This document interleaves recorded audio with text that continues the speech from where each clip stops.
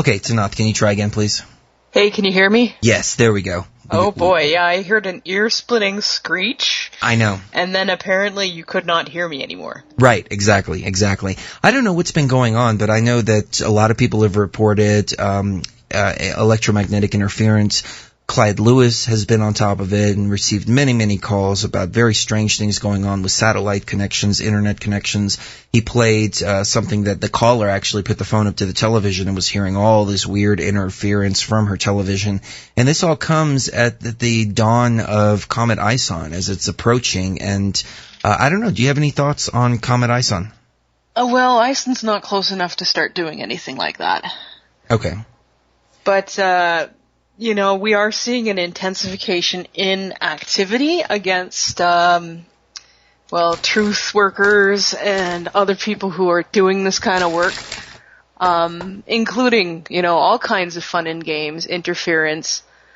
I've had friends who have been detained against their will, including Thomas Williams, the host of our regular Wednesday show, which is now being on hold until we can figure out what we're going to do with the format. We're actually thinking of pre-recording it and then releasing it at a later date to cut down on some of the fun and games that we've been experiencing with our show.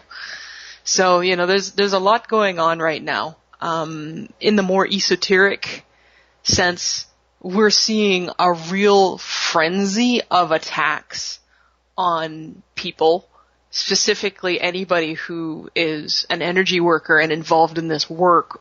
Some of these attacks are flat out designed to kill, and others are just mild nuisances for some people. But it's intense right now. It's kind of like the last frenzy of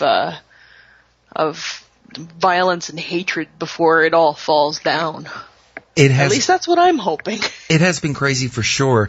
Let me ask you this. What do you make of the fireballs in the sky that people have seen and been reporting over the last couple of weeks? There was a lot of them over the Indiana, Ohio areas, also more in Texas. And what's even stranger is that FEMA has ordered 14 million units of food to be delivered to FEMA Region 3, along with several other weird anomalies that are going on with Region 3. So, I don't know. All this just looks like it's all coming together or it's all connected, but maybe it's not. What are your thoughts? Keep in mind, first on FEMA, keep in mind FEMA's run by the cabal, and that they do definitely make strategic use of leaks of their own information to inspire fear.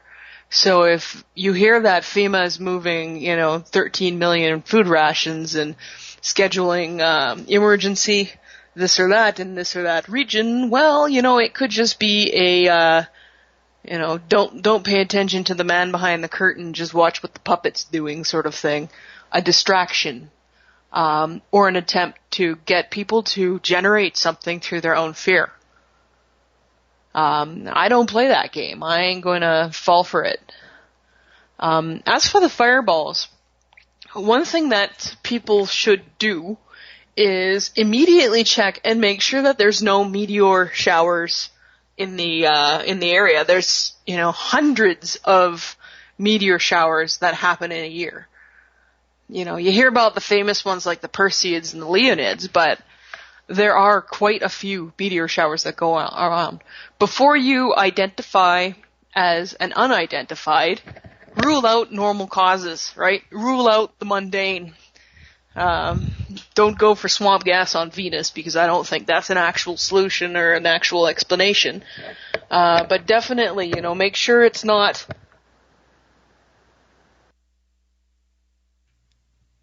And there we go. Fantastic. We may just have to turn around and pre-record the show and see if we can cut out some of these bugs, but that is beautiful. We have AG on the line with us, so let's go to AG. And it's been a while since we've talked to him, and hopefully we can get Tanaath back on the show. But AG, are you with us? Good evening. Good evening. How are you doing, my friend? I'm doing well. How are you? Very good, very good. There's a little problem with Tanaath's connection, so we'll try to reconnect with her. But any thoughts on any of the topics that we've been discussing thus far? I think that in reference to the FEMA movements, you got to kind of look at the track history really since 2007, when we've seen the information leaking, as Tanaath had shared, that the velocity of information leaking has really has been a constant thing, and really no event has happened. We've heard all these movements with the New Madrid fault and all these different events that they were supposedly planning for, and nothing has transpired besides just manifesting some fear within light workers and things for people to blog about or talk about on Facebook. So I kind of take the same position that Tanaath has, that is just more cabal propaganda. It could very well be, and I've thought about this as well. Did you hear what happened in Puerto Rico recently? And it's not being covered by the mainstream media. Apparently, a large portion of Puerto Rico is having dreams and reoccurring dreams of fireballs falling onto Puerto Rico. And there was actually an insider on Clyde Lewis's show recently that came out and was talking about all the military activity that was going on down there, how these prophetic dreams, for lack of a better term, have been suppressed, and that there is an actual government agenda to suppress anybody that comes out and talks about this on Twitter, Facebook, or other places like that. Interesting. It sounds like they have to do a lot of clearing. Yeah. I'm very sorry. Oh, no, it's no problem at all, Tanaath. It's just, it's very strange. Actually, that one was me. I have a wireless headset, and I was plugging it back in to give it some electricity, and apparently there was enough static electricity coming from me to crash my system. Ah, okay. So I apologize for that one. I'm now using my cell phone. No problem. We have AG on the line with us, and AG, anywhere you'd like to take the broadcast with Tanaath? It's up to you. But first I want to talk a little bit, you guys were talking about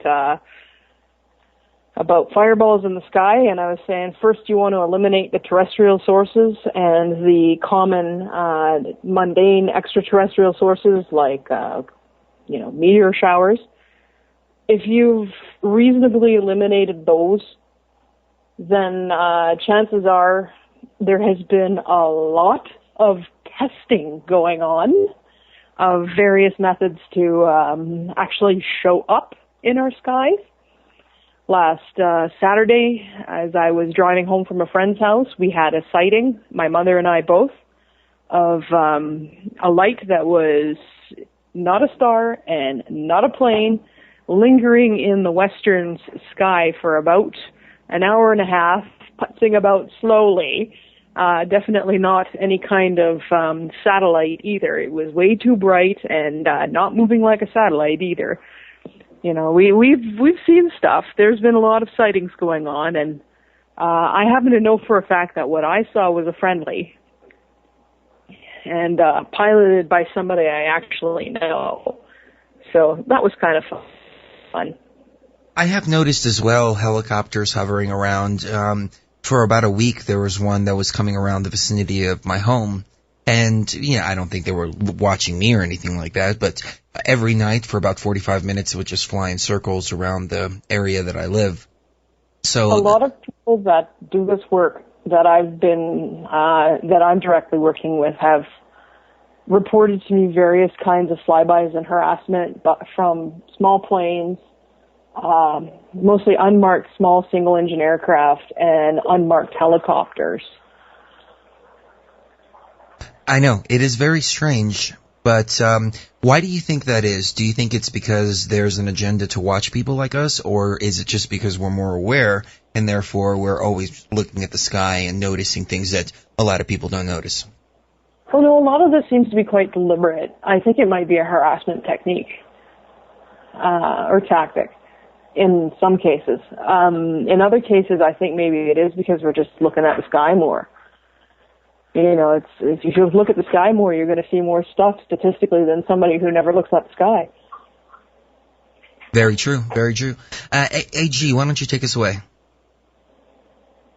No, I agree. I think one of the things that we do, as people who are aware and people who are paying attention to our surroundings, is we tend to sometimes perceive things in a different context than what they really are. But sure, I've seen the single engine helicopters, and I'm sure there's other instances where things have happened that I haven't been aware. But I kind of shift back to the big picture, and I'm sure Tanaath can share her insights on this as well. But the bigger picture is the ones who are still in power of Terra, of the planet, ultimately have much bigger fish to fry than us. The big challenge I see right now is that when the Empire was denied their Syria, and they were we can get into who and what denied them the ability to invade, like they've done in Iraq, and every country since we've been born and before is it was a strategic loss, and the loss was not so much the fact that the powers that be lost, they wanted the central bank, and who knows what else was in that country or is in that country, but what it did was it awakened a lot of people who were sleeping.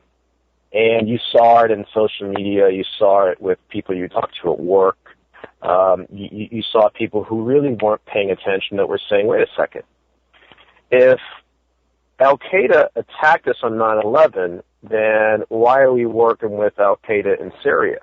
And it was a huge blunder. And what that did is that, it backfired to a point where, you had all these people that were asleep that are now awakening. And now you have the, we can talk about it later, we have the impasse which is going on in the United States with the corporation, with DC. And it's more of these distractions, more of these events, whether they're creating these events or whether there's actually something behind the scene that's driving the event. It's awakening a lot of people, and I think their biggest concern right now is it's building to a point where you're just not going to be able to slow it down. And with all the help we're getting to prevent really massive, even the DC attack, 2 days ago, I've had people that are sound asleep, that breathe and sleep the Matrix, that are basically saying that this shooting smells like rotten fish. So yeah, the more they do, I'd say the more they do, keep doing it, because you're just continuing to awaken people. Yeah, it's reached a point where it's becoming more and more blatantly obvious, even the people who've been fast asleep, that something's rotten in the state of this world, and that it's not your normal everyday corruption. Oh, they've taken over completely, or they're attempting to anyways, and the agenda has moved so quickly that you're absolutely right, AG. People are waking up, and it is a blessing in disguise. I mean, we can always take the negative and turn it into a positive. With the recent Washington shooting, though, that was very, very strange. I mean, they started chasing this woman. She ran into one of the gates, and then they got out and they executed her, basically. I mean, it's just, and the reports are saying that she wasn't even armed.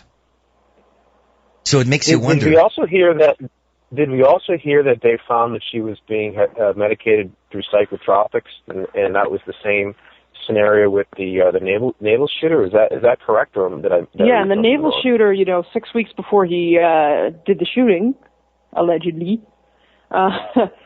he reported being harassed electronically by some people with a device, the existence of which was released as a theoretical within days of the shooting. And now, if you know anything about how long it takes the public to hear about new inventions of the Navy or anyone else, Anything they tell us they have has been in use for years before they tell us they have it. Like your microwave, same deal. Oh, yeah, you're absolutely right. He was reporting hearing voices coming from the microwave, and he had to change rooms at a hotel that he was staying at because the voices were coming from the microwave. So, yeah, there's no doubt that they're using these mind control patsies for... And they have publicly released data, and I saw this all over the non-conspiracy side of Reddit. And if it's making, the non-awake news, it exists. When they're saying, oh yeah, we have theoretical devices that can do this, do exactly what the guy was claiming. Well, guess what? It's not a theoretical device. They're actively using it. Oh, yeah, absolutely. That's one of the arguments a lot of people make. I was speaking to somebody yesterday who was a little stuck in the matrix, and I brought up the point, we were talking about chemtrails, and I said, well, their patents say that this is to block out radiation from the sun. They contain barium and aluminum, et cetera, et cetera. And he says, yeah, but people file patents all the time, and it doesn't necessarily mean that these technologies are being used. Well, not necessarily, but a lot of the time, even though... It is being used. It is being used, yeah. There's a company in Calgary that does it openly, that, says, hey, we're geoengineers. We engineer by spraying things from a high altitude. If you could go and look in a public place and find the information that it's happening... Of course, they don't say, yeah, we're spraying poison to kill you. They're saying we're doing it to help modify the environment and mitigate global warming. It's happening. It's not wingnut conspiracy theory. It is real. It is confessed. But chemtrails exist. What do you think about the idea that they are using it to combat global warming? And global warming, I mean, I'm not referring to global warming in the sense that where our emissions is causing the Earth to change, or aerosol cans or any of that. I mean global warming in the solar perspective, because the whole solar system is warming up. It's warming up and cooling down. So there is definitely a higher amount of solar activity, more solar radiation hitting us right now, and the best thing to stop that would be barium and aluminum. Could it be a situation to where they're utilizing these technologies for the... And I use the term very loosely, but for the greater good, even though they don't really have anything good in mind. That's what they're claiming. Right, but exactly. But ultimately, the science behind it is, it's only a temporary solution. The notion is to mitigate the solar rays by changing the albedo. At least that's the public, the public explanation for public consumption. The albedo effect is basically how much light gets reflected back and how much ends up being absorbed into a particular surface. Right. In this case, our atmosphere. The problem with that is the particles themselves they'll have an albedo effect for about 20 years, after which point they actually end up having an insulating and concentrating effect. So ultimately, they will delay global warming by a couple of decades and then speed it up.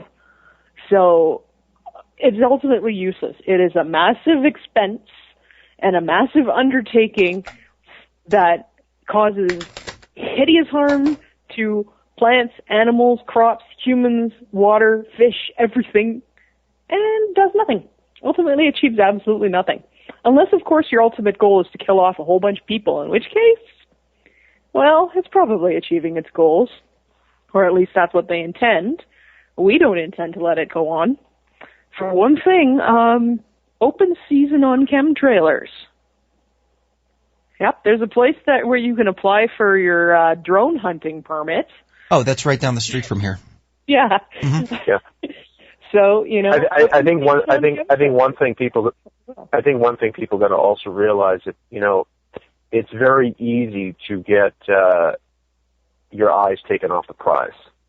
And if you've been awake for, I'd say if you've been awake since 2007, 2008, there was some big shifts that happened in that time period, just like in, I think, 99 Tanaath and in 94, 95, there was some big shifts.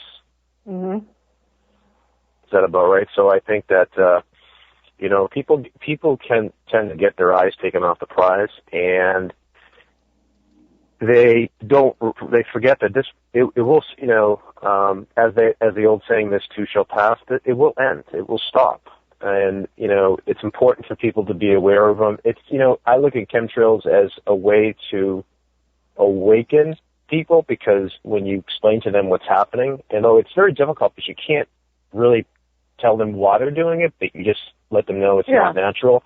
And then what happens eventually is they look up at the sky on a Tuesday morning, and it's a blue sky, and you see this funnel, this line going across the sky, and it's undeniable. So you make them aware, they look at it, but ultimately we can't. When you see a giant pentagram over your house, it's pretty obvious.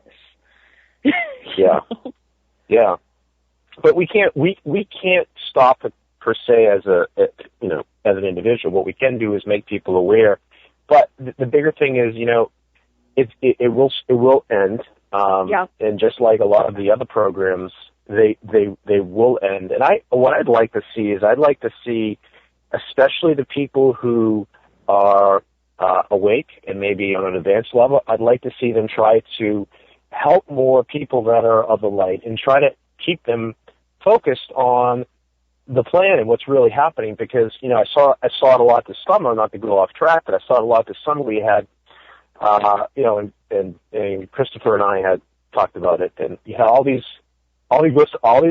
sudden all these whistleblowers coming out with these new revelations, and this planetary object was coming in, and this was going to happen, and that was going to happen, and I saw a lot of people getting caught up into the fear paradigm.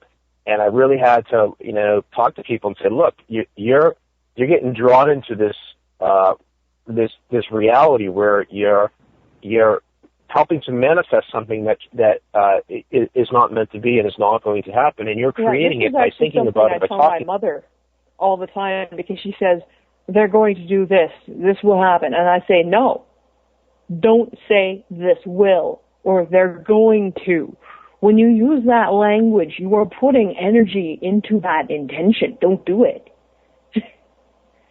Plain and simple.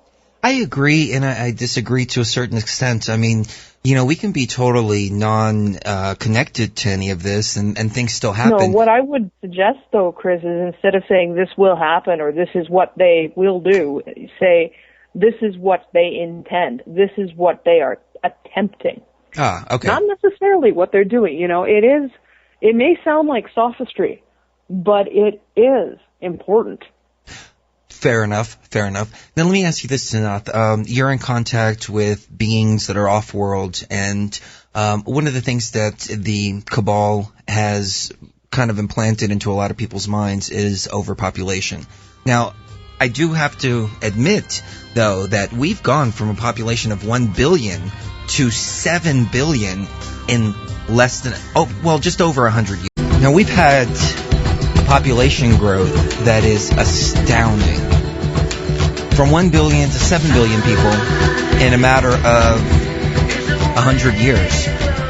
So, naturally, we have to sustain this 7 billion, going on 8 billion people right now, with the same amount of resources that we've always had. Now, given we can produce them a little bit faster because we have better agricultural technologies, we have better energy technologies than we did 100 years ago, but still, it makes me wonder if there is a need for genetically modified organisms, if there is a need for all this crap, for lack of a better term, that they're pumping out, because there's just too many people on the earth. Now, I don't think that anybody has a right to go around and kill anybody, but could it all be just a matter of necessity, that there's just too many of us to sustain? Now, I've heard the flip side of the argument, and they say, well, you can take all the people in the world and you can line them up in Maine, and they would only fill up the state of Maine. Yes, that is very true. However, we need land to farm, we need water to drink, we need fuel to burn, resources and things like that to take care of all of these 7 billion people that are on the planet. And unfortunately, a lot of people are suffering right now because of a lack of resources, or at least mismanaged resources, because I do believe that we have enough to take care of every man, woman, and child on planet Earth. but it's just the population keeps on growing and growing and growing. What do the off-world beings that you're in contact with, Tanaath, have to say about the theory, and I'm going to call it a theory, of overpopulation? Because everything that I've said, I don't necessarily believe that. That's just some of the views that I've heard, and so I'm offering the flip side of the coin to get your take. Well, I got Hank with me right here. He spirit projects down to me. He's part of my protection team, so he's pretty much here 24/7. And Hank, if you're familiar with the information from Forrest Crawford, he once related a tale of a man who went by the name of Oscar, who had an interaction in one of these, DUMBs, deep underground military bases, allegedly Area 51, in which there was a Tausetian extraterrestrial whom he called Hank. Now, that's not his real name. I don't have permission to release his real name over the airwaves. But Hank died, and he's been retrieved, and he's back on the job. And one of his jobs is to basically be a protector for me. So if you want the ET, or at least the Tausetian take on overpopulation, he's right here and he's able to talk. Oh, that would be fantastic. And unfortunately, he can't make sound waves for the radio, but he can tell me, and I can pass it along. Now, this is different from channeling. It's telepathy, which means we actually hold a conversation using telepathic means. He's not in my body. He's not in my brain. He's not taking control of me. He's just basically talking at me like you would from across the room, or like we are right now using airwaves, only using something other than airwaves. He says hello. And he says that in general, most positive planets have populations of under 500 million. So from the Galactic Federation of Planets point of view, the situation of Earth is highly aberrant. He says that in most cases, populations will self-control. He says usually people will either leave voluntarily on spacecraft to explore, or they'll stop having as many children. He says on planets with population issues, many people just decide having a child is not for me, and in a couple of generations the problem takes care of itself. Or many people just sort of spontaneously develop wanderlust. Now, I think there's enough, and this is me talking right here, I think there's enough people on this planet who definitely have a case of get me off of here, and I want to go see the stars, to show that the wanderlust is alive and well. I do agree with that, and I'm one of those that falls into the category of not wanting to have children, just because not having children is, for me, the children just don't fit into my path right now. Now, I do have a couple of children in my life though, and I love them to death, and they're fantastic beings. The same for me, children are kind of like wolves or elephants. It's great to have them around, but I don't need any in my house. Exactly. So, and Hank further says that, they absolutely do not agree with any form of involuntary or violent method of population control. That only that which occurs by free-willed choice is considered valid by them. And he also says that from our knowledge, what we know is that this is an artificial situation. For one, it was socially engineered by the deliberate manipulation of religion and denial of birth control and proper sex education to large portions of the population. I agree. It was also more esoterically a matter of the soul traps, which were intensified. I know I've talked in I can't remember if I've spoken to you about these before, and this is, again, it's me speaking again. But I know I have discussed this in other venues. The soul traps were one of these things that was keeping people reincarnating on this planet.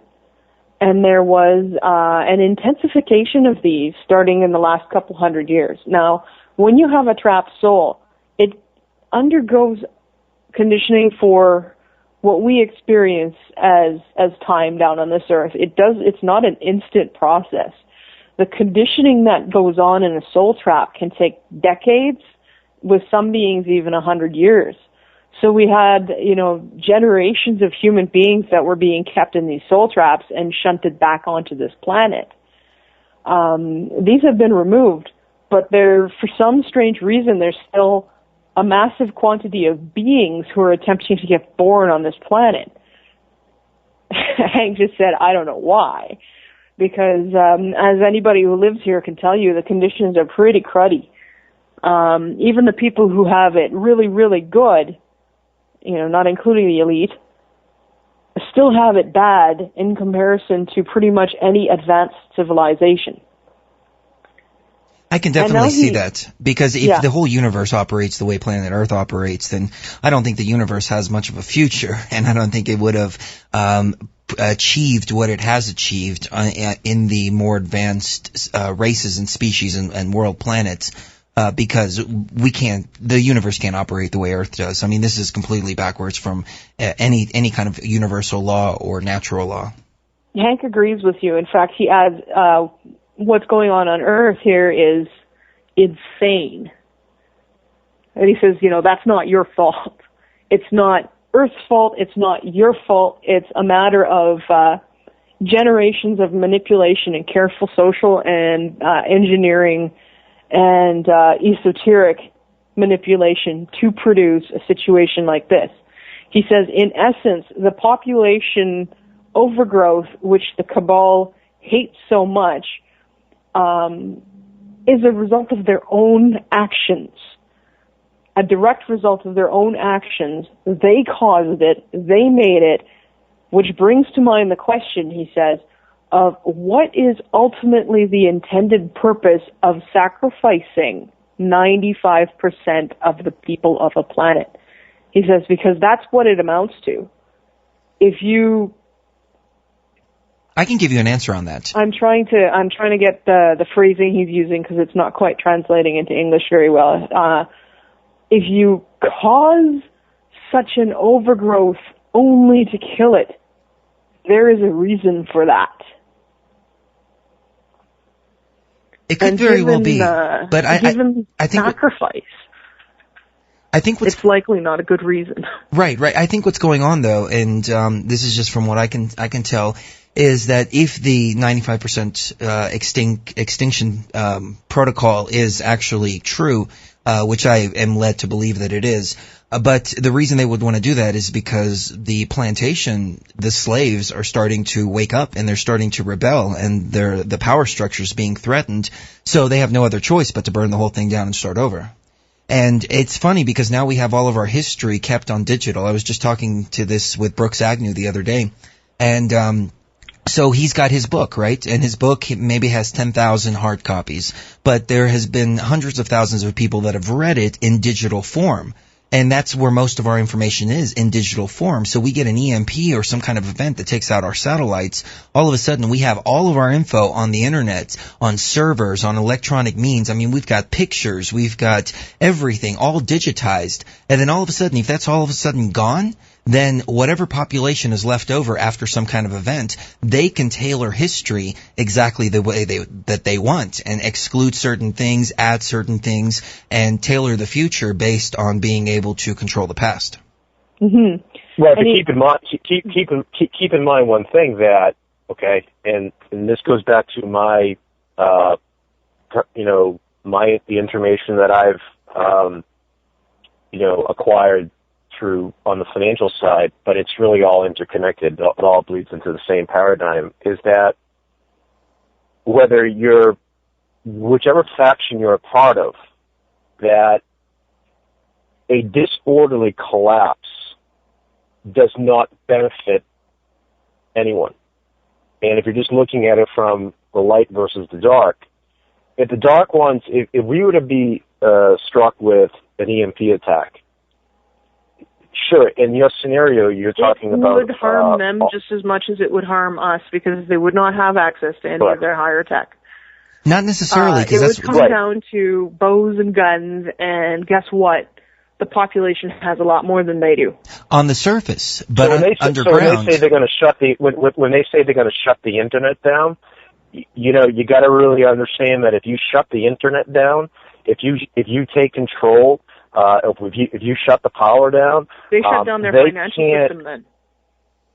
And then their puppets on the mainstream media they can't program you. Yeah. The financial system is the grease that lubricates the cabal.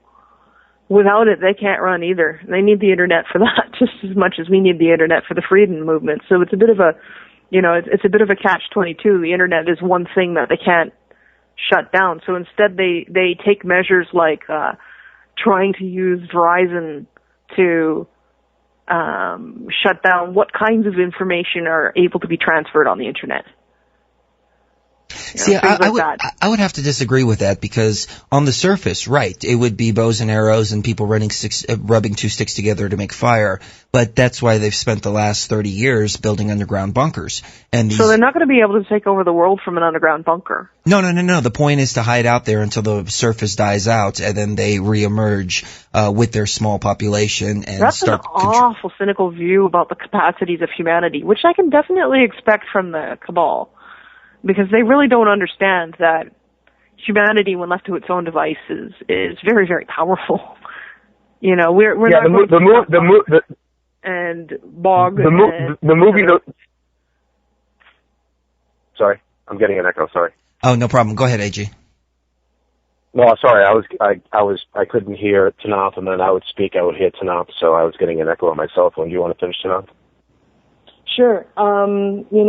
Despite all of the disaster movies, despite all of the media portrayals that show, complete devolution of civilization in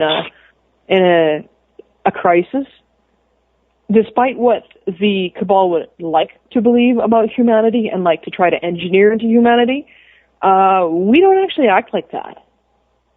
In a crisis, we actually bond together and we help one another. And things turn out a lot better than expected. At least if there's any sense of community or connection at all. And there still is. Oh, that is very true. I was in Boulder doing work down there and helping people get out of the floods. And I saw the community coming together. So I totally agree with you on that. The human spirit. We saw it here in Alberta, the same thing. Weeks and months after the fact, that all the moaning and complaining comes out. But during the crisis, people stuck together. They helped each other. There was a massive outpouring of support. Right. It wasn't complete chaos and looting and riots and murder in the streets. It was very orderly and community oriented, and people were helping each other and extending their arms to total strangers. This notion that it takes 3 days for us to all turn into cannibals is completely cynical and incorrect. It is, but to a point, though, because we are dealing with a dumbed-down population that has been a victim of fluoridated water, vaccinations, poisons in the food, and their brain capability, their brain power, isn't really up to speed with where it should. Their empathy is very, very lacking as well. Their ability to feel what other people are feeling or put other people first. It's they've crafted this plan so perfectly that you have to almost applaud their evil genius and how they've taken every single measure. And then, just take a look at Black Friday as well, where people are killing each other over plastic crap. And just, when the food and water goes, well, that's going to be a whole nother deal. Now, in small communities... No, I think there would be pockets where that will be the case, but I also think that the general trend is that things would be better than what people expected. We are capable of miracles. We human beings are amazing. And I think that it also helps to be optimistic and be hopeful. Now, we're still talking about as if this is even a possibility. And let me state, if we have any say in the matter, it's not. Right. I do agree with that. Most of us will rise up above it, and maybe some kind of order will start to come together just based on a communal mentality towards people that act anti-community when these small communities, if these small communities ever form in the event of a post-apocalyptic type event. And I once worked for a civil structural engineer. And let me tell you, even if we completely lost all of our computers in a minute, as long as we got a couple of engineers alive, we're going to have concrete, we're going to have a sewage system, we're going to have running water, we'll have electricity. You'd have to basically simultaneously kill every engineer and tradesperson in the world at the same moment to achieve that kind of decimation of the human knowledge base. It's not all digital. There are people with skills and knowledge, and hey, we've still got texts kicking around from the 50s. Any civil engineer could tell you how to mix Portland cement in your own backyard. You got that. You got the start of an actual infrastructure. There's no reason for it to turn into Ugg and Gog hitting each other over sticks, making fire with sticks rubbing together and some flint, right?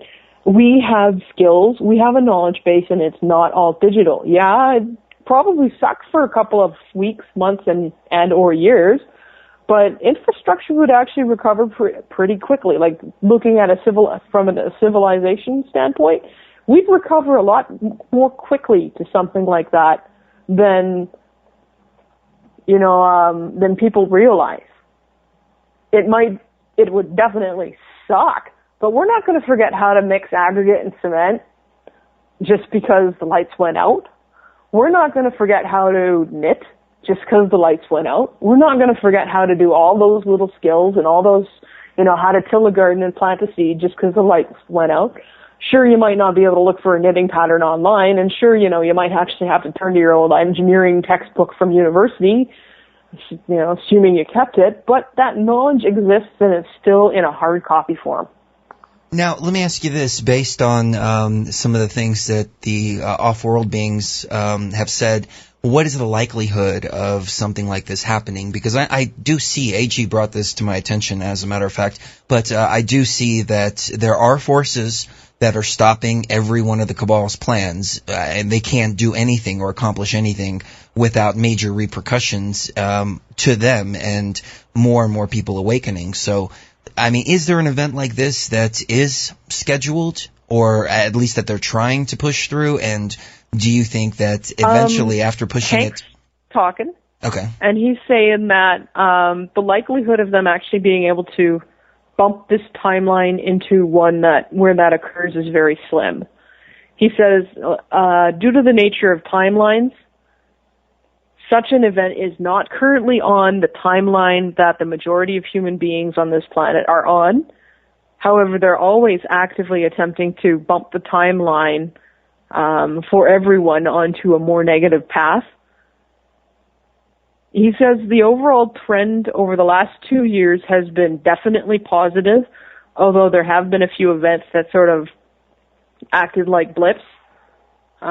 He says right now, based on the current timeline, such an event would be attempted, but would fail spectacularly. He says the most you're going to see is lights out for 1 or 2 weeks, worst case scenario. And he says this is why Drake keeps emphasizing make sure you have enough to survive 2 weeks. He's like, you don't have to go all out building bunkers and stocking for 5 years, but make sure you have enough for your family and a couple extra for 2 weeks, and people will be okay. That is very interesting, because the biggest concern right now is the satellites being knocked out, either by solar flare or maybe even on purpose, but they're talking about it taking years and years to rebuild these transmitters and get the grid back up. Oh, I'm sorry, he's talking to me. He says, pardon the language, he says, it's a bullshit proposition because they can launch a satellite from Ascension Island pretty much nonstop and have been. He says there's a couple thousand unreported satellites scooting around Earth that have been launched by them. So the infrastructure's in place. He says some of it would be quite easy to reroute.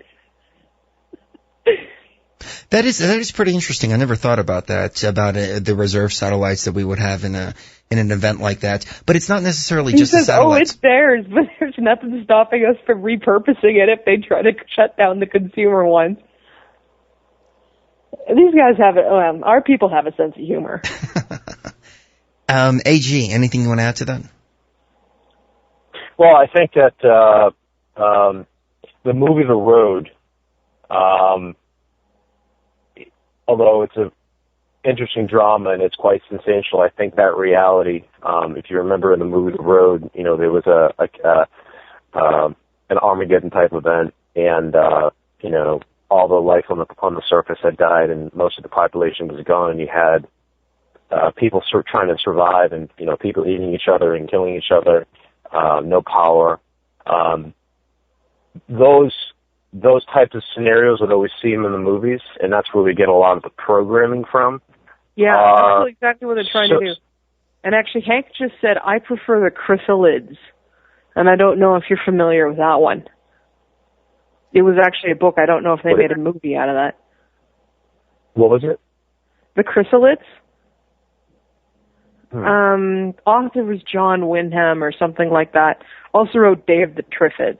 But in the chrysalids, basically, you figure out as you're reading it that it is a post-nuclear, like it looks like a pioneer tech sort of situation or society, only it unfolds later on, or it becomes obvious throughout the book that it is a post-nuclear war society.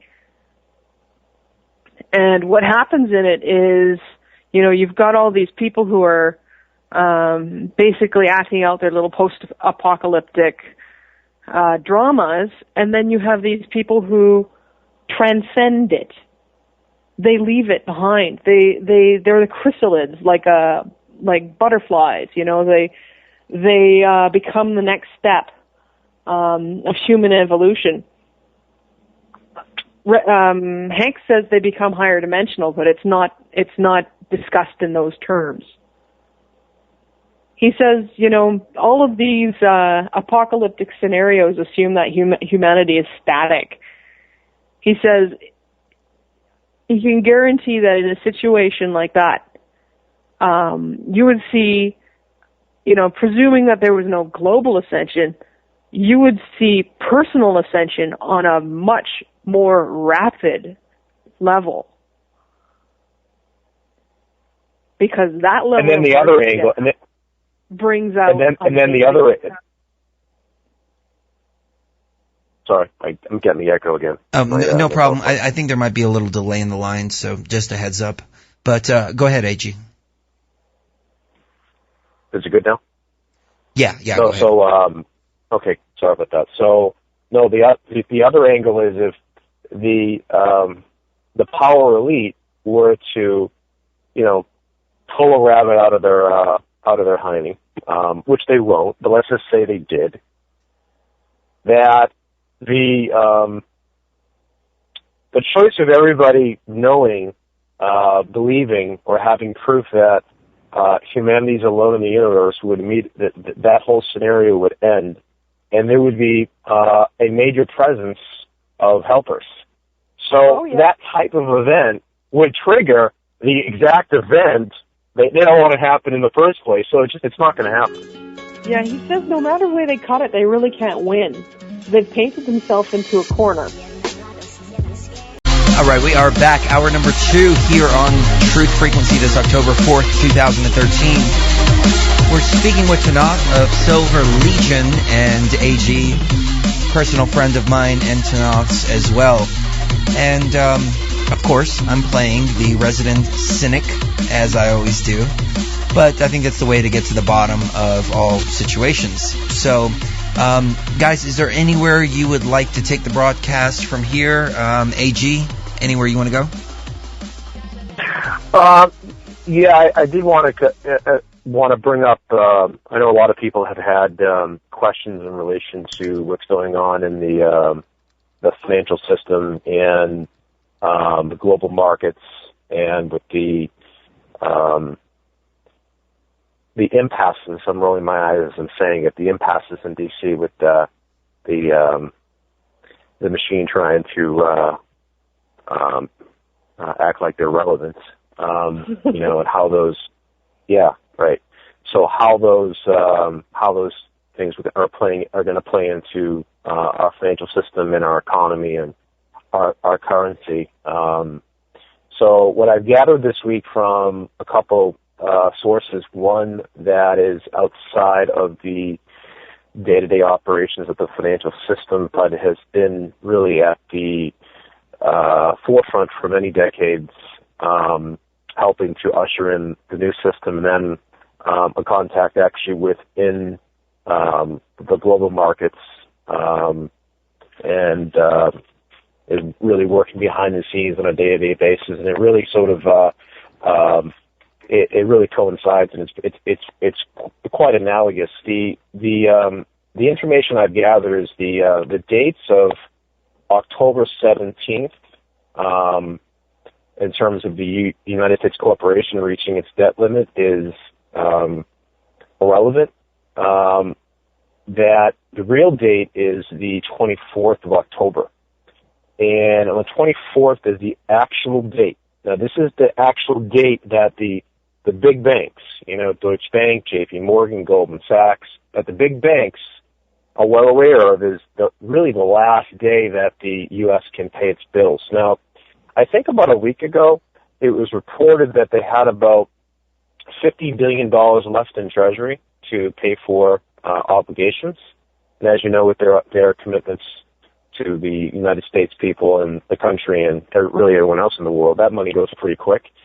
I'm told that on the 24th that if there is not capital, they will default on their obligations. Now, they're saying, and this is really within the sources I have that are within the matrix, that the odds are very low that such a scenario would happen where the U.S. would not just default on the dollar, but default in terms of its other obligations. The information I gathered from one of my other contacts was that at the moment, right now, behind the scenes, the usual suspects, the Federal Reserve and the Bank of Japan, are doing what they do, which is creating massive amounts of electronic currency and manipulating the markets. So the information I have is, although you're going to hear a lot of headlines about potential defaults and people aren't going to get their welfare checks and WIC's not going to work and the parks are going to be closed, that the new system, although we are getting close, it's probably not going to happen this month. Okay. There seems to be an October 1st deadline, and a lot of people were looking to October 1st as the absolute deadline. But the deadline that the government was putting out was deadline to get troops ready, deadlines to get storable food and things like that. But I just don't... I'd never believed, even when I heard this, that October 1st was going to be the end date, that whatever they were planning for was going to go into effect, because obviously they would leave a few weeks leeway if they did know of a coming event or something. And you named that October 24th date, so that's actually pretty interesting. Yeah, the October 24th date is the actual date that the government will run out of money. They're not talking about that on the news. And this actually came from somebody who's, that's managing, quite amount of, many billions of dollars worth of funds globally. So, but that being said, yeah, go ahead. I got a question. Now, True. Is it conceivable that, the U.S. government running out of money is inconvenient and or frightening that it can be for certain, for people who rely on the government for paychecks? But is it not conceivable that this could be a prime opportunity for some actual positive action? Yes, I do. I think I think we've had many of those windows. I don't think this is the last window. I think the last great window was... No, I don't think it's the last. I'm just thinking it's a window. It's a window of opportunity. No, I'm saying we had another window in August of 2011 when the markets collapsed 20% because they were coming close to a default, and I definitely think there were efforts to bring in the new. And I do think this is a wonderful opportunity. And not to be cynical, because I stay focused on the right frequency. But my only concern with, and I don't want to manifest the wrong reality, but my only concern with it being the right time is I'm not sure, and I can't confirm this with my own eyes or my own contacts, but I'm not sure if the logistics are in place. If in the event the bad guys are, if the lights go out for them, that they are contained in terms of the old saying, if I'm going down, I'm taking everyone with me.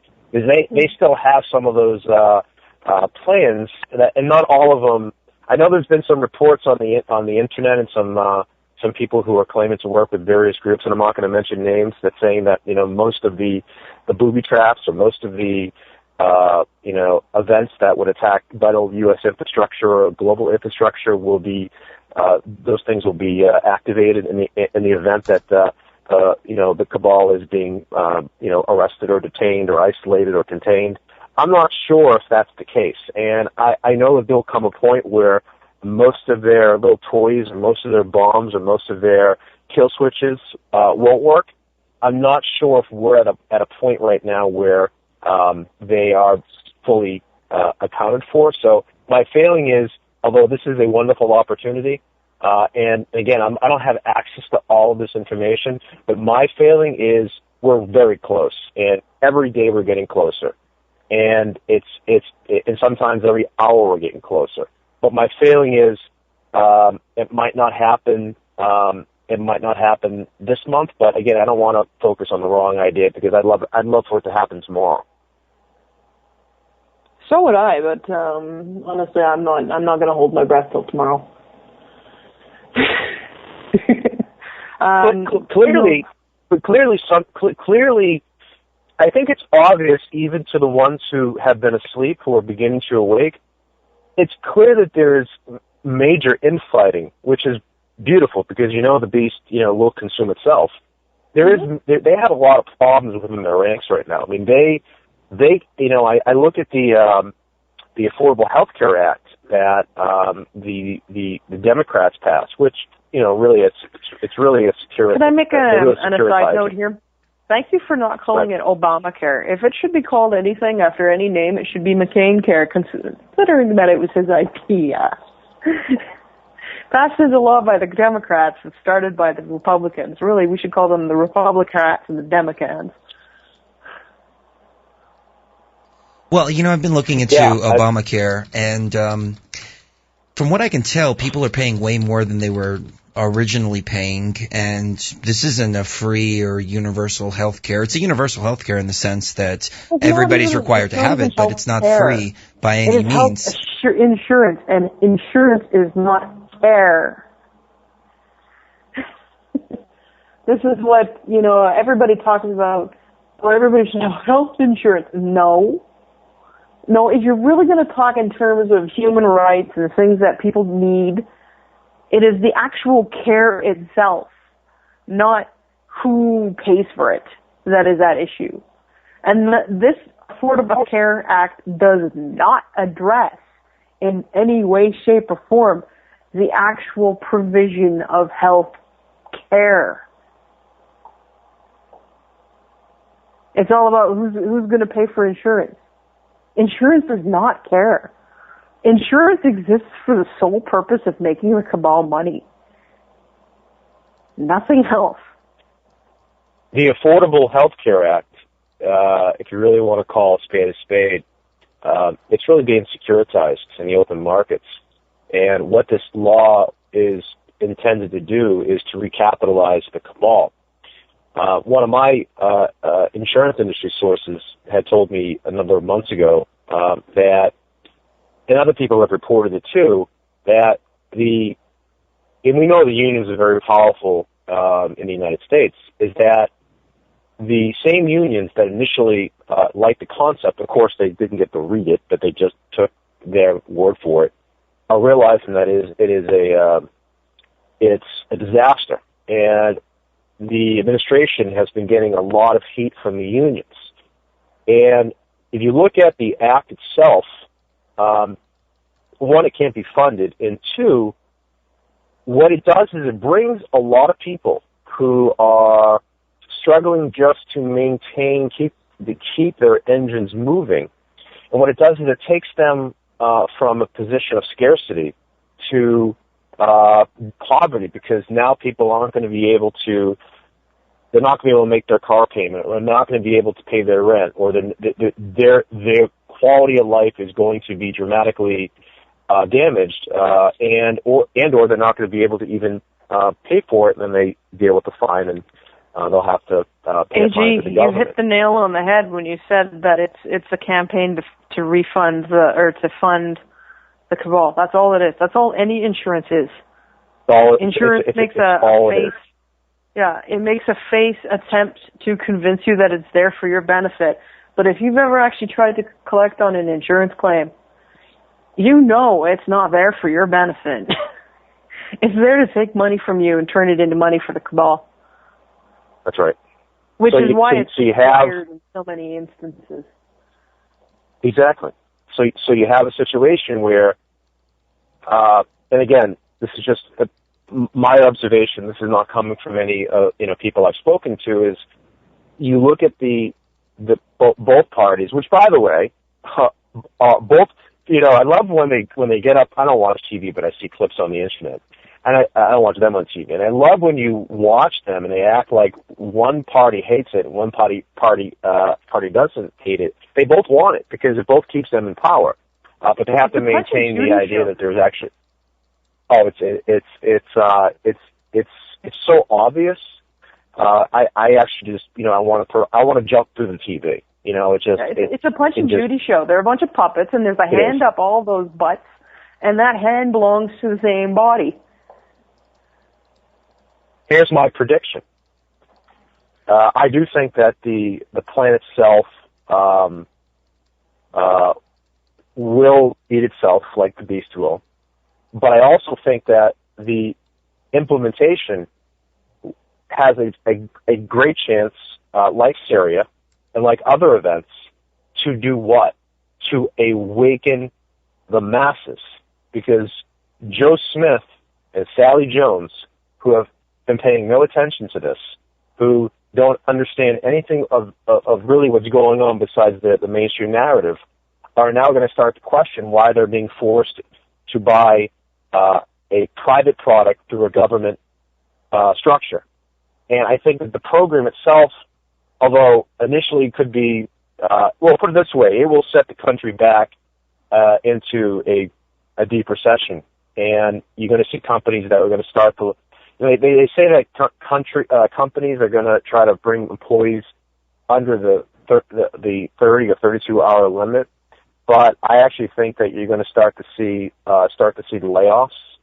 And those layoffs, those people are going to start to question what's going on. And then the people who manage to keep their jobs, manage to keep employment, those people are also going to begin to question why they're being forced to buy a private product. And I think that what they're debating right now is this thing going to, could this implode our scam on the people? And I'd have to say that they're not sleeping well right now. What do you think, Chris? Oh, keep going, please. No, I mean, I just wanted to get your thoughts. What do you think, Tanaath? You think right now they're sleeping well? I don't think they're sleeping well. I think some of them are because they're thinking that they still have a chance to win this, but I think some of them aren't because they realize that it's out of control. That they got on a wild horse after whipping it into a frenzy, and now they're realizing that they're not staying on the horse.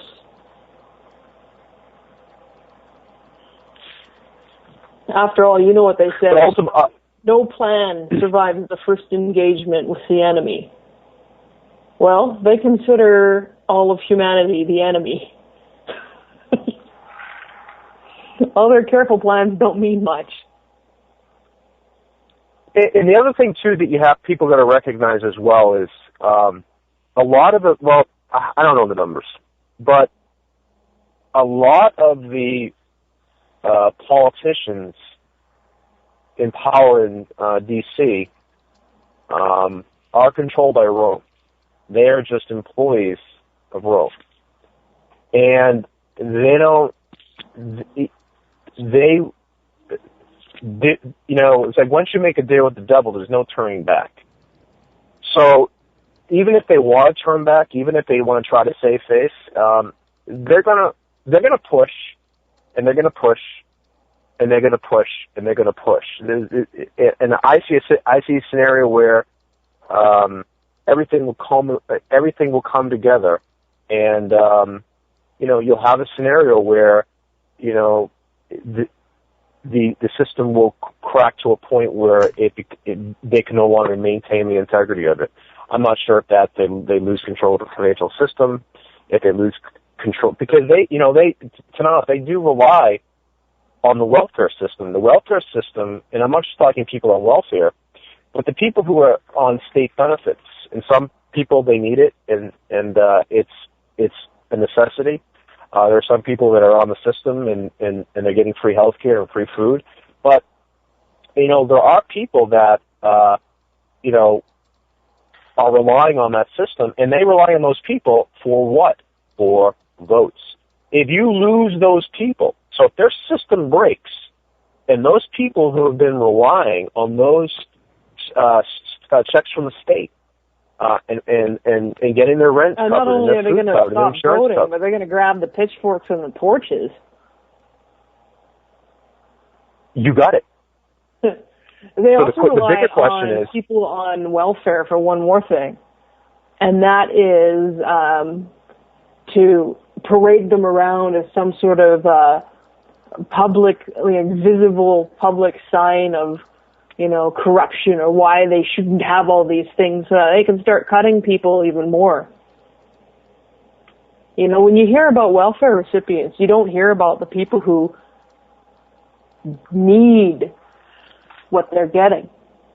You hear about welfare the same you hear about drugs, always in terms of its abuse.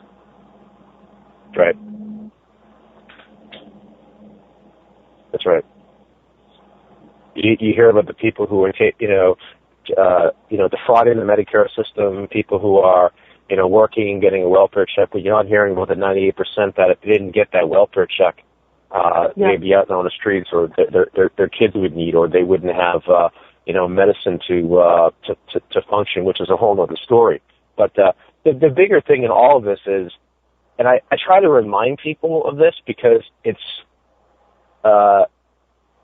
although people that are awake talk a really good game, you tend to get distracted really easily because you're bringing in so much information and you're processing so much information. The mind doesn't stop. But I think people got to realize too is that the Rome is collapsing. The entire structure is collapsing. But it's not a collapse like 1929. It's not a building coming down, like 9/11, God forbid. It's a slow moving train crash. Oh, definitely. That's what's happening. It's a big train that's packed with cars, and it's headed for the mountains straight on.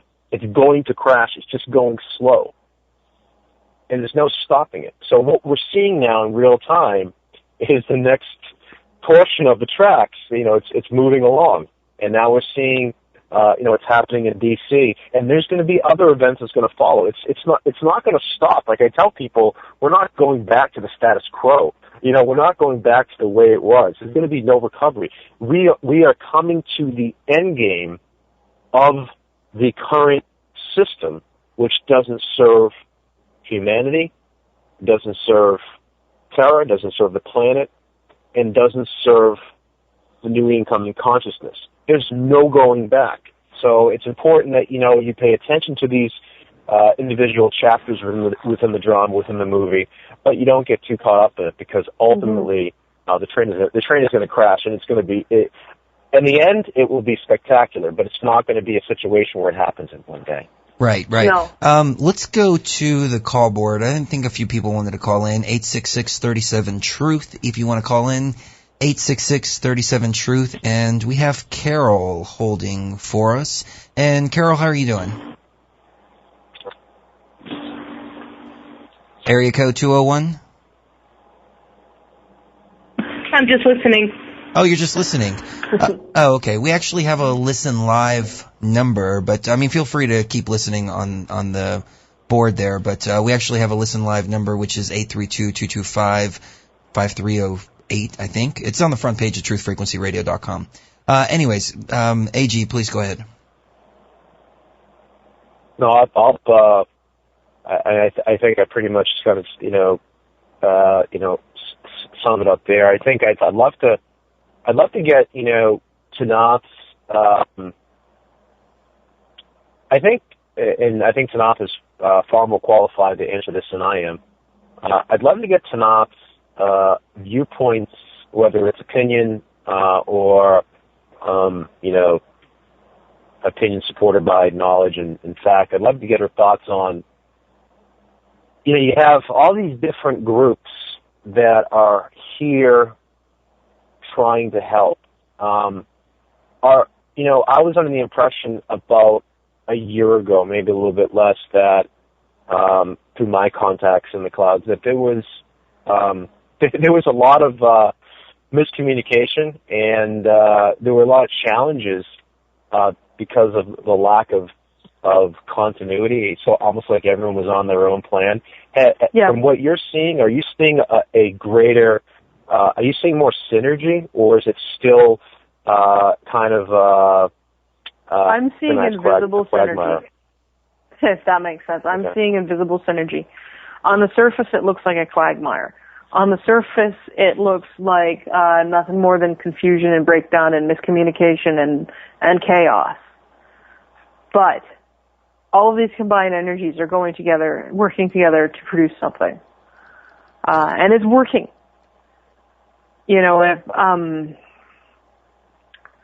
I've been trained in how to use the looking glass. I'm not talking about the tech. I'm talking about the bare brain technique, the true looking glass. And I've taken a look, and there has been improvements. Hank's not lying when he says that the trend in the last 2 years has been for more and more positive shifts in the timeline. We're on a very positive timeline right now, one of the most positives. That is the sum result of all of the effort. I don't think any one group can take responsibility for it. It only happens in aggregate. And, the fact that there's all this strife and miscommunication and people going off on each other, and it's happened with my group too. It doesn't stop the whole from being effective as a whole. When we came down to do this work, those of us who came here deliberately to do this work, we came knowing that we'd lose our memories. We came knowing that we'd basically have an egg beater taken to our brains. We came knowing that we'd forget. We came knowing that we'd be confused. We came knowing that there'd be F-ups and all kinds of problems. But we also came knowing that we could succeed, even with this. Hold right there, ladies and gentlemen. All right, we are back on this final segment with Tanaath and AG. And AG, take us away, please. Oh, there he is. I'm pretty sure a lot of people have. I'm seeing a lot of noise on the internet and social media about Comet Ison. I know the reports that Tanaath had provided people over the past couple of weeks that, and I think there's I forget the guy's name, but he's a pretty active astronomer and he posts a lot of his work up on YouTube. He's really good at what he does, and he was able to show through the various lenses that the imagery of the comet, they were being doctored by NASA, which I'm shocked because I can't believe they would do something like that. So he was able to break through all the different images, and he was able to demonstrate that actually the comet itself, it looked like it appeared to be three objects, but it was not a comet. And I think that, Tanaath, you had mentioned in a prior segment a couple of weeks ago, or 2 weeks ago, that the information had come back that the objects were incoming from Orion. They were running at sub-light level speeds, and they were slowing down. Do you have an update on those objects, and if there's any information you can provide the listeners and other people? Because I think a lot of people are still, I know there's some other information out there that says that the comet is actually some friendly object, and it's part of our transition, and that sounds great. But I think looking at Hank the past has history comments, with, actually. Go ahead. Love to hear. Hank love has to hear some Hank. comments, actually, and he says, it is a hostile ship escorted by 2 other hostile ships. But this does not mean that it will still be a hostile ship when it reaches the system, or that it will be a problem. It won't be a problem. And he says it's probably less information than people want to hear, but at this time it's all that we're comfortable discussing. Simply put, Ison is not a natural comet. It is not sent with benevolent intentions, but that does not mean it will be a problem. It will not be a problem, he reiterates. And if anyone questions that, or questions that there's a Hank there, which there is, but if anyone questions that, if they do some research on YouTube, and Chris and I had looked at this a couple years ago, that there's actually a video. It was taken by one of the satellites, but it actually shows Elenin. Remember the old comet Elenin that was supposed to fly by? He just cracked up laughing when you mentioned Elenin. Oh yeah. Well, there's a video that shows Elenin being hit by something really strong, and it shows the actual object, whatever Elenin was, being redirected. So if anyone has any doubt that if such an event can take place, go look for the video. Chris, do you remember that video? I do. Yeah. But explain it for the audience, please. Well, basically, you had all these different people like Hoagland, Richard Hoagland, and he was talking about how Elenin was this, something great that was going to be great for humanity. It was a time capsule sent to us from the future. Right, it was a time capsule sent to us from Atlantis, and they were bringing donuts. It was something great. I was excited. Right. I was really excited. But, are they gluten free? Yeah, they're bringing donuts and coffee. But so I guess from some whistleblowers that posted stuff was that Elenin was a hostile, and I don't know if it was 2 objects, but Elenin was first I was told the information was out there if you're looking for it, that it was shot at, but then the video came out and you saw it was undeniable, and then we never heard another thing about Elenin again. But it definitely it was definitely a space. I don't know what the intent was with Elenin, but it appears that there was something behind it. But in any case, the video shows Elenin being hit by. It definitely wasn't an AK-47. It was hit by something really strong, and you see this massive object being redirected. You couldn't tell if it imploded, but you clearly saw that it was addressed. So if that's the same fate that the ISIN objects are going to suffer, I guess ISIN will be a non-story in the near future. Oh, likely. And Hank just said, with a laugh, reptoid philosophy, when all else fails, throw rocks at it. The other good thing, too, and again, I've learned through the years, through my many years of my awakening, I'm still awakening, I think we all are, that, and I learned a lot from you, Tanaath, and picking up your energy, and trusting people to use their own discernment and to use their free will as choice, and people are free to follow whoever they want to follow, and some people have to go through a path that's maybe not a straight line, but there is some information out there right now where people are talking about how this object is something positive, and I think there's going to be something positive that's going to come out of that. Is those sources of information will no longer be credible once this object is addressed and it's no longer an issue. So it will serve the greater benefits to the light workers who might be a little bit confused on what this object is. If they're hearing conflicting reports that this object is something wonderful, when this object is no more, then those sources can be discredited, and you can start to really focus your intent on information that's going to benefit you versus eating up this information. And of course, I don't know what the agenda would be to, try to convince people that it's something positive. But, clearly Hank says that's the part that mystifies us as well. Like, what's the point of telling people, oh, hey, it's good for you if it's not? Like, what would it manifest? Because if it's not good for us, it's not going to reach us. Quite frankly, we have ways of stopping that. So what purpose does it serve? It's absolutely mystifying. I think a lot of people too are still.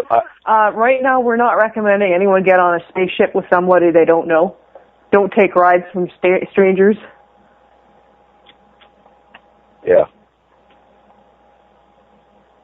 I think there's still a lot of people too who are, they get caught up in the space drama, and they're still holding on to these, the incoming dwarfs and the incoming planets, and the only objects that, if people have been paying attention to Tanaath's work over the past, really over the past 18 months, but the past year, you can go to if you don't want to take Tanaath's word for it, you can go to YouTube, and you can see all the videos of these spherical objects out near the sun and around other places. There are objects out there. They're planetary. Yeah, Hank said there's about 26 friendly large spherical objects in our solar system. Right. Right now. And when we say large spherical objects, we're talking the size of the moon and larger. He says, ladies and gentlemen, that is a mothership. A ship in your atmosphere is not a mothership. A ship in your atmosphere is an atmospheric ship, and those are small by our reckoning. Because most of our gravitics start to get a little flaky after about 370 meters or so.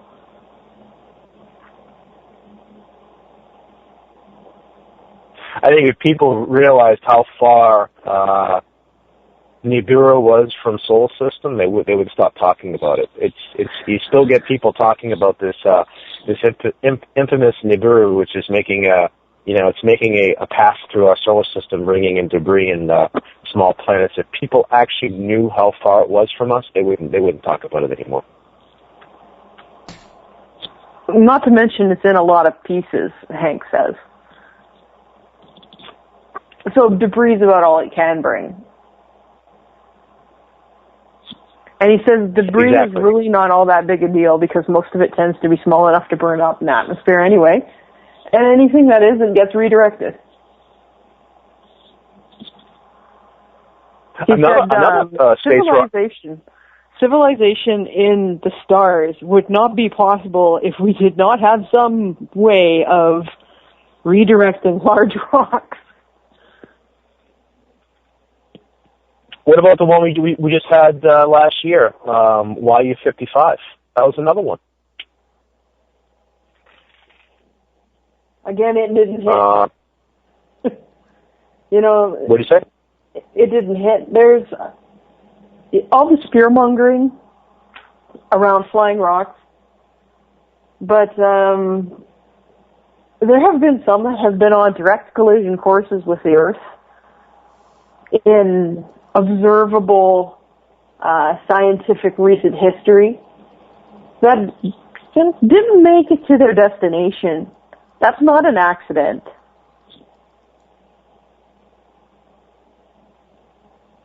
Yeah, there's a lot in the the cabal. They're really good at taking information and using light workers to help it move viral. And there's actually a lot of people out there that what they do is they put out information about these different space rocks, and then what happens is these stories take on a life of their own.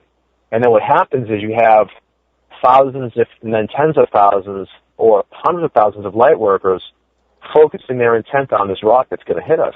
And what people don't realize is you're actually fueling that same event that they're trying to create. If people, and I don't buy into the notion that ignorance is bliss, because it isn't. But if people took the stance that, everything is ultimately falling into divine order, that we're not alone, and I don't mean we're not alone in the stars, meaning we're not alone in this war, and that we're getting a lot of help here on the ground. There's a colossal amount of evidence to back that up, and there's a colossal amount of imagery to prove that there are objects in our solar system, and then there's incarnates like you and us, and there's whistleblowers, and there's people who have direct knowledge that there is some form of help that's here that is foreign to a lot of our our day-to-day acumen. That there are things, there is a plan to keep things intact, and I think what people, if they can just begin to focus on the desired, it's like law of attraction. If you can just focus on that desire, what do they say, Tanaath, Chris? What the mind can achieve. That what the mind can believe, it can't achieve.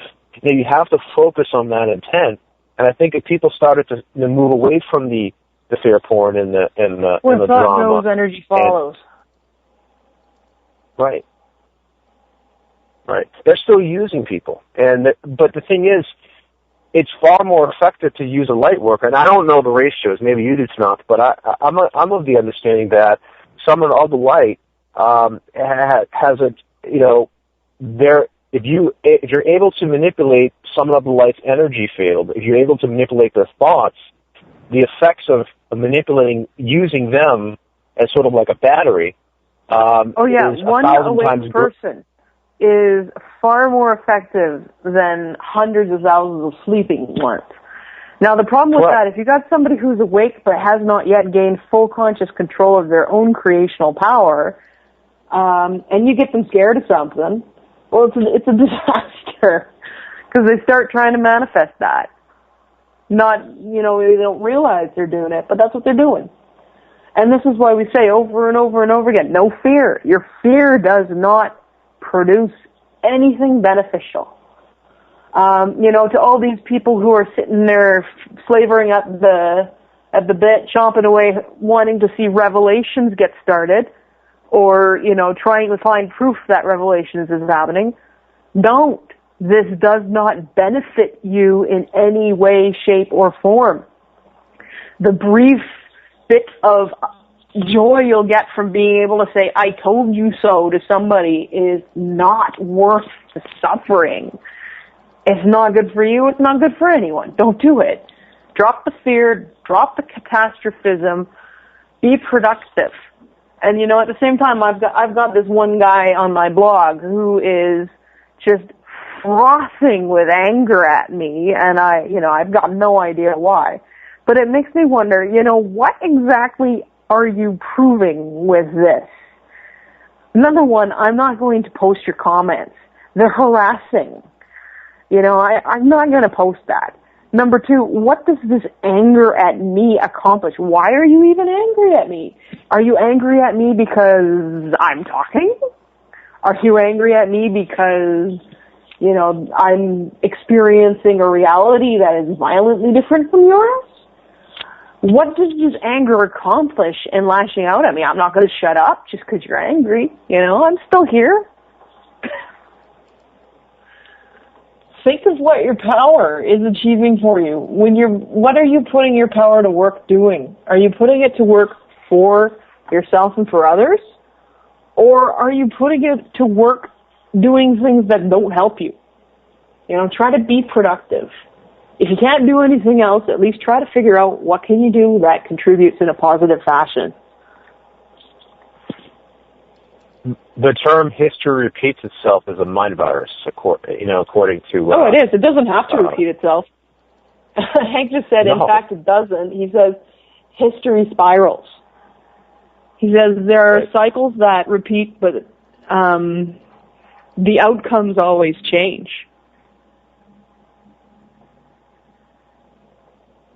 And the thing is, I think a lot of people too. I feel where they get their cynicism, where they become separated from the positive mindset is we're tired. People are tired, and oh heck, I can definitely understand that. I'm exhausted. I've been living a double life for 16 years, and I've been doing this work actively for 2, and I am exhausted. But what about you, Chris? I mean, look at Chris. I mean, Chris is going through, managing a lot of stuff right now. We're tired, It's worth it, so I'm going to keep trucking. Of course it's worth it. And the party is going to be incredible. And it's going to be, I think people get so caught up in dates. And I tell people, we're not going to have to wait 100 years for the changes to reach its climax. We're getting close. And just be patient. And just sit back and just watch the movie play out, Or heck, sit back and contribute in whatever way you can. Exactly. If you're really upset about the fact that it's taking too long, well, try to see if there's something you can do to speed it up a little. Be constructive. Another thing you can do, and this is just something that I do personally, that I think a lot of people could benefit from is really focus on your own field and really focus on your own energy and saying, okay, how can I raise my level of consciousness?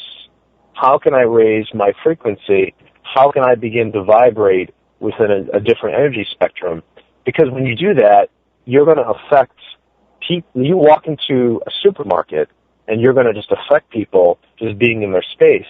But one of the things that you can do to gain that center and to begin to allow as much light as possible to enter your space is really focus on, how you're treating your vessel, what you're eating, what you're drinking, what you're consuming, and,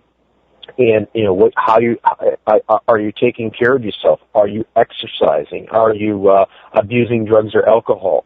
Do you have abusive relationships? Because those relationships drain energy, and that energy, it drains your emotional droplets, and it creates a distortion. Focus on getting your center. Focus on being healthy spiritually, mentally, physically. Because when you do that, the light shines on you like a crazy diamond, and that diamond reflects on everybody. And that just by focusing on your own vessel, on your own body, without even talking to people, changes people, but it changes yourself. And I think if more people can do that as we wait, as we watch this process play out, we're going to speed the process up. I think we're still inclined to be a little lazy and, eat fast foods. And yeah, we're aware of, the things we're consuming and the things we're drinking, but we're still making mistakes. I think now, more importantly, now is the time more than ever. It's not just to be, not to, to be thin or to be healthy or to take care of your heart. Now more than ever is taking care of your vessel is really taking care of everything. Yeah, and I want to say to people, one of the dilemmas that occurs when people get into this and start to really learn is, on one hand, you have the inner urge to do something. On the other hand, you don't know what, because it seems so huge. Like, how can one person make a difference is the thought that goes through a lot of minds. Well, start with the small things.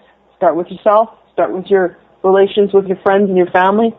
Start with your vessel, as you said.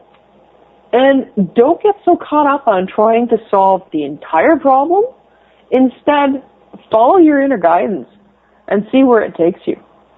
If it says make a website, make a website. I almost talked myself out of making the Silver Legion website.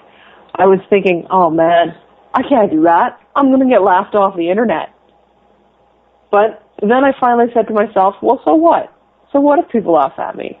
People laugh at everybody all the time. It's not a big deal. It does not actually affect me. And I went ahead and did it. And yeah, it hasn't always been easy, but it's been worth it. And this is one thing that I can do to make a difference. And it's netted me some surprising synchronicity in putting my efforts together with other people who would not have been able to do that if I hadn't put myself out there. So whatever it occurs to you inside to do, go out and do it. Even if it's, I really think I'm going to plant a garden this year. Or, man, I really think I should go down to the youth center and give a few hours of my time. Or, hey, I think I'm going to cook dinner instead of buying it. Whatever it is that occurs to you, whether it's tiny or huge, do it. Don't hold yourself back. Don't let fear and doubt and worry hold yourself back. What's the worst that can happen? You change something. Don't let ridicule or the fear of ridicule hold you back either. And change your situation. If you're, I think we've been conditioned to believe that, you've walked into a relationship, you've walked into a situation, a communion, and if you're unhappy, if it's unfixable, you can't change it. And the reality is you own every outcome. So if you own the problem, you own the solution. If you're unhappy, if you don't feel you're in the right place, whether it's work, whether it's a friendship, whether it's a love partner, change it. Don't sit there and continue to bask in the negativity of that relationship. Right, make the change. I think what happens is, Tanaath and Chris, is people are so afraid to make the change because they're concerned about public opinion. They're concerned about how they're going to affect the other person. But it's not being selfish. If you don't take care, ultimately, if you don't take care, look, there's being selfish and being self-centered, and there's also taking care of yourself. And if you need to take care of yourself, no one's going to do it but you. If you have a problem, no one's going to fix it but you. If you're in a bad situation, no one's going to fix it but you. You need to be the change you've been waiting for. Go out and make the change. Do it tomorrow. Exactly. Don't wait for a savior. Very well said, ladies and gentlemen. Looks like we are at the end of the broadcast, and just want to say thank you to AG and also to Tanaath for joining us this evening, and maybe next time I can get a word in without getting cut off constantly.